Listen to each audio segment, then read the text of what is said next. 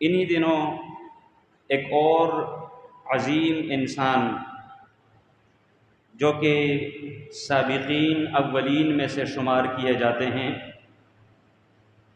اور جن کو اللہ تعالیٰ نے ایک انتہائی اہم عظمت سے نوازا، شاید کہ صحابہ کرام رضوان اللہ علیہم اجمعین ان میں سے یہ مقام کسی اور کو حاصل نہ ہو۔ انفرادی طور پہ دیگر کاموں میں کسی کی اونچائی، کسی کی شان، کسی کی رفعت وہ ایک الگ بات ہے، لیکن جو اسپیشلٹی ان صاحب کو حاصل ہے وہ شاید کہ کسی اور کے حق میں نہ آ سکی۔ میری مراد دوس قبیلے کے سردار، شاید کہ آپ میں سے اکثر ساتھی ان کا نام پہلی مرتبہ سنیں گے، طفیل بن عمر الدوسی رضی اللہ تعالی عنہ۔ شاعر تھے، انتہائی سوجھ بوجھ کے حامل تھے، عقل مند تھے، دانا تھے اور یمن کے باسی تھے۔ تقریباً ان کے قبیلے دوس کو پورے یمن کے اوپر یا یمن کے اکثریت علاقے کے اوپر ان کی حکمرانی تھی، اور در حقیقت یہ قبائل آپس میں جڑے ہوئے ہوتے تھے، ان کے آپس میں لنک ہوتے تھے، آپس میں ان کے تعلقات ہوا کرتے تھے۔ طفیل بن عمر الدوسی کے اسلام لانے کا واقعہ جس میں بہت سارے ہمارے لیے دروس و عبر ہیں۔ در حقیقت یہ محض کعبۃ اللہ طواف کرنے کے لیے تشریف لائے تھے۔ جب یہ مکہ مکرمہ آئے، آ کر جو مکہ کے مشرک تھے انہوں نے ان کے کان بھرنے شروع کر دیے کہ بھائی آپ تو ہمارے ہاں مہمان آئے ہیں، لہٰذا ہم ہر طرح کی تکریم آپ کی کریں گے، لیکن ایک بات کا خیال رکھنا ہے کہ یہ جو شخص ہے مراد محمد علیہ الصلوۃ والسلام، اس کی کہیں کوئی بات تمہارے کان میں گھسے نہ، بالکل بھی اس کی بات نہ سننی ہے، نہ اس کے قریب جانا ہے، نہ اس کی کسی اس کے ساتھیوں میں سے کسی کے ساتھ بیٹھنا ہے۔ بڑے ہوشیار تھے، لیکن مسلسل ان لوگوں کی طرف سے یہ بات ان کے کانوں میں ڈالی جا رہی تھی، اور یہ یقین کر گئے تھے کہ واقعتاً یہ بندہ انتہائی خطرناک ہے، اس کی کوئی بھی بات نہیں سننی چاہیے۔ اور مزے کی بات، ان کی باتوں سے متاثر ہو کر پروپیگنڈے کا اپنا ایک اثر ہوا کرتا ہے جو کہ انتہائی گہرا ہوتا ہے۔ اس پروپیگنڈے کا شکار ہوئے اور اگلے دن جب وہ کعبۃ اللہ گئے تو کانوں میں روئی ٹھونس کر گئے تھے کہ کہیں ایسا نہ ہو کہ اچانک سے کوئی بات، میرا خیال بھی نہیں ہوگا اور اس بندے کی کوئی بات میرے کانوں میں آئی ہوگی، اس قدر متاثر تھے۔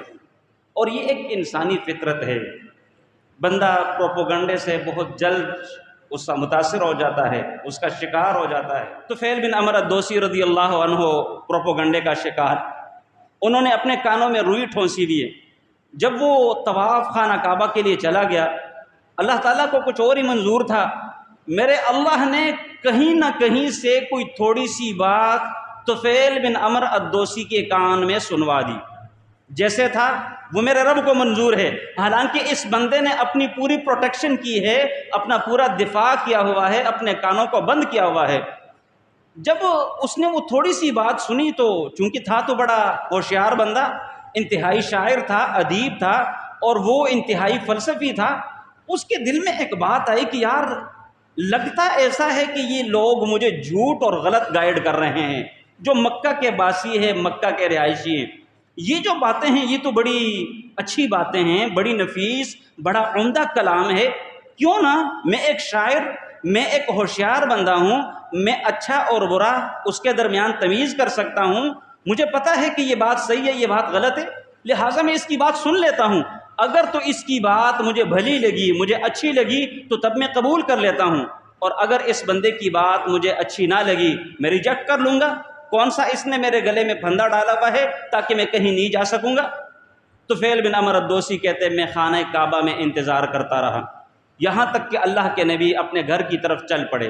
میں بھی پیچھے پیچھے ہو لیا. جب وہ اپنے گھر میں داخل ہوئے میں نے دروازے پہ دستک دی. اللہ کے نبی نے دروازہ کھولا, جا کر دعا سلام کی, بیٹھے پوری روداد اور پورا قصہ سٹوری اپنا سنا دیا, اپنا تعارف بھی کرایا کہ میرا نام طفیل ہے, عمر کا بیٹا ہوں, دوست قبیلے سے ہوں, یمن سے آیا ہوں, ان لوگوں نے ایسے ایسے مجھے غلط گائیڈ کیا تھا, البتہ میں آپ سے کچھ سننا چاہتا ہوں, میں ایک شاعر ہوں, میں ایک ادیب ہوں, میں ہوشیار بندہ ہوں.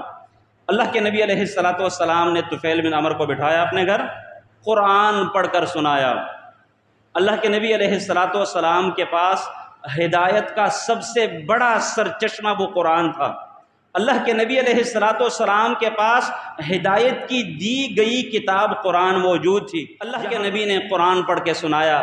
قرآن سننا ہی تھا. طفیل بن عمرو الدوسی صحیح اور برے, اچھے اور بھلے کو سمجھتے تھے. انہوں نے فی الفور اللہ کے نبی سے کہا کہ اللہ کے نبی آپ اپنا ہاتھ بڑھائیے گا, میں ابھی مسلمان ہوتا ہوں.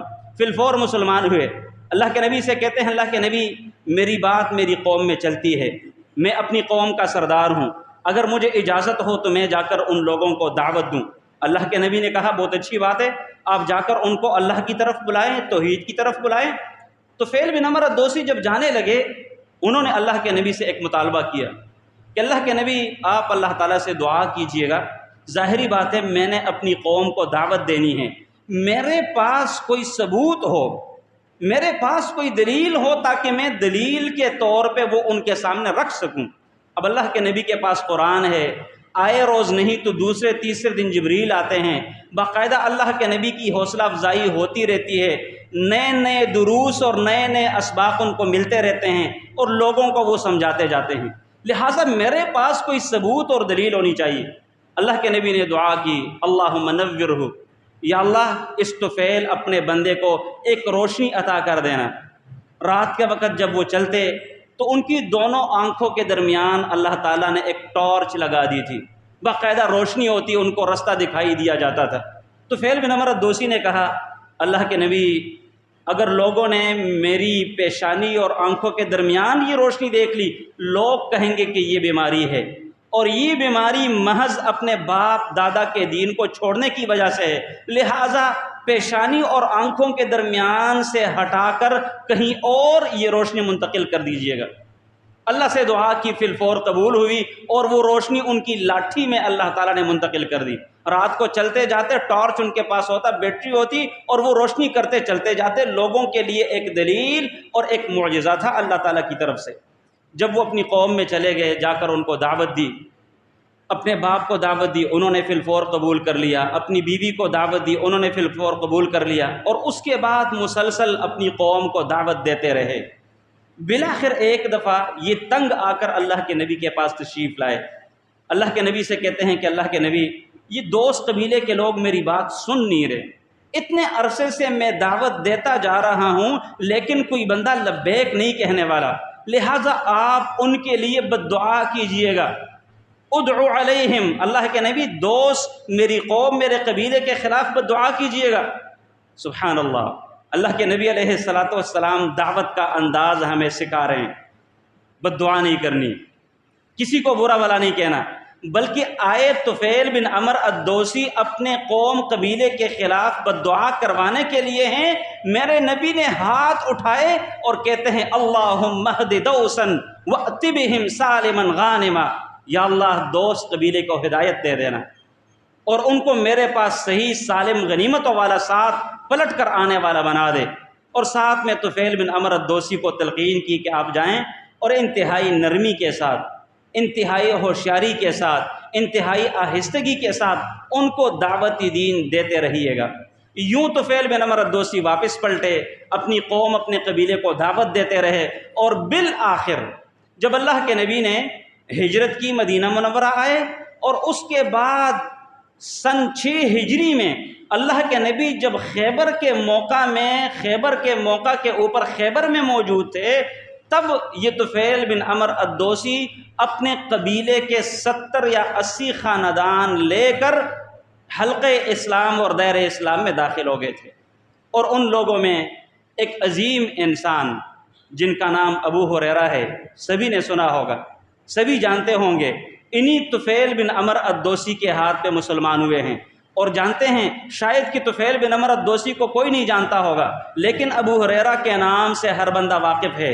اور جاتے جاتے فائدے کے طور پر یہ بھی بات یاد رہے، آج ابو ہریرہ رضی اللہ تعالی عنہ جو کہ ہزاروں احادیث کے راوی ہیں، محدث صحابی تھے، محدث، احادیث بیان کرنے والے، احادیث سننے والے، احادیث سنانے والے، اللہ کے نبی کے ساتھ چمٹ کر رہنے والے ابو ہریرہ، انہی کے ہاتھ پہ یہ مسلمان ہوئے تھے۔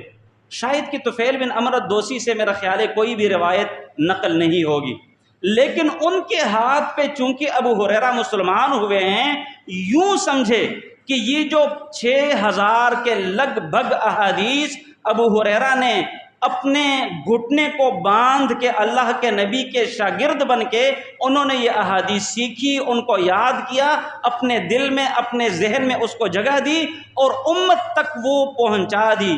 آج امت ان احادیث پر عمل کرتی جا رہی ہے۔ جتنا جتنا اجر ہم میں سے ایک بندے کو ابو ہریرہ کی روایت کردہ روایت پر ملے گا، اتنا اجر ابو ہریرہ کو بھی مل رہا ہے، اور سیم اجر طفیل بن عمر الدوسی رضی اللہ تعالیٰ عنہ ان کو بھی ملتا جا رہا ہے۔ وجہ کیا ہے؟ ان کی دعوت پہ مسلمان ہوئے۔ اللہ کے نبی علیہ السلام نے فرمایا الدال علی الخیر کفاعلہ، کسی بھی بھلائی کے کام پر رہنمائی کرنے والا شخص وہ ایسے ہی ہے جیسے وہ کام وہ بندہ خود کر رہا ہے۔ اب روایات ابو ہریرہ نے نقل کی ہے، خود کو تھکایا انہوں نے ہیں، مشکلات کو انہوں نے جھیلا ہے، لیکن چونکہ وہ طفیل بن عمر الدوسی کی دعوت پر مسلمان ہوئے، لہٰذا وہ ان کے ساتھ برابر کے شریک ہے۔ اور اسی بنیاد پہ دعوت اللہ کا بہت بڑا مقام ہے، بہت بڑا مرتبہ ہے، اور یہی انبیاء کا شیوا ہے۔ لیکن ایک بات میری جاتے جاتے یاد رہے، دعوت قرآن اور سنت کی طرف دی جائے گی، اور بندہ اتنی ہی دعوت دے گا جتنا بندے کے پاس علم ہوگا۔ اب ایک بندے کو مثال کے طور پہ یہ پتہ ہے کہ نماز ہمارے اوپر فرض ہے، دکان میں اس کے ساتھ شاگرد کام کر رہے ہیں، اس کے کولیگز ہیں، ساتھی ہیں، نماز کا وقت ہے، یہ بندہ ان کو بتائے کہ بھائی نماز کا وقت ہے، آئیے گا، یہ دعوت ہے۔ وہ آئیں گے، آپ کے کہنے سے نماز وہ پڑھیں گے، آپ برابر کے اجر میں شریک ہوں گے، آپ کو اپنی نماز کا بھی اجر ملے گا، وہ نماز پڑھے گا تو اس کا بھی اجر ملے گا، اور اگر آگے اس بندے نے اور لوگوں کو دعوت دینا شروع کر دیا تو ان کے اجر میں بھی باقاعدہ طور پر آپ برابر کے ان کے ساتھ شریک ہوں گے۔ اب سوچتے جائیے گا، ابو ہریرہ رضی اللہ تعالیٰ عنہ آج سے 1400 سال قبل گزر چکے ہیں، ان کے شاگرد ہیں، ان کے شاگردوں کے شاگرد ہیں، اور یہ سلسلہ جاری ہے تا قیامت ابو ہریرہ زندہ و سلامت ہمارے اندر موجود ہیں۔ جتنے مسلمان ان کی روایت کردہ روایات کے اوپر عمل کریں گے، ابو ہریرہ رضی اللہ تعالیٰ عنہ برابر کے اس میں شریک ہوں گے، اور ساتھ میں طفیل بن عمر الدوسی بھی شریک ہیں، اگرچہ انہوں نے ایک روایت بھی اللہ کے نبی سے نقل نہیں کی۔